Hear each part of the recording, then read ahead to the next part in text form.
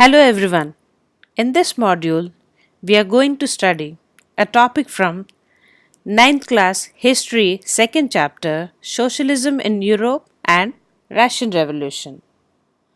After French Revolution, ideas of freedom and equality circulated in Europe. Before 18th century, European society was divided into three estates. The members of the first and second estates enjoyed certain privileges by birth. They were exempted from paying tax to the state, and third estate alone paid taxes. First and second estate controlled economic and social power. After French Revolution, it seemed possible to change this system. There are certain groups who wish to restructure society: liberals, radicals, conservatives. Liberals wanted a nation which tolerated all religions. They opposed the uncontrolled power of dynastic rulers. They wanted to safeguard the rights of individuals against governments. They argued for an elected parliamentary government along with independent judiciary.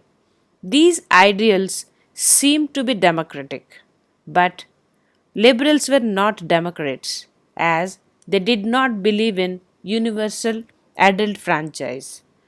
They were in favor of right to vote for men with property. They did not want the vote for women. Radicals wanted a nation based on the majority of a country's population. They supported right to vote for women. They opposed the privileges of great landowners and wealthy factory owners. They were against concentration of property in few hands. Conservatives were opposite to radicals and liberals. They opposed the idea of change in the 18th century. By 19th century, they accepted that some change was inevitable. They believed that past was to be respected and change had to be brought about through a slow process. These political trends were signs of a new time. It was a time of profound social and economic changes. It was a time when new cities came up and new industrialized regions developed. Railways expanded and the Industrial Revolution occurred. Industrialization brought men, women, and children to factories. Conditions of workers. Work hours were often long and wages were poor. Unemployment was common, particularly during times of low demand for industrial goods. Housing and sanitation were problems since towns were growing rapidly.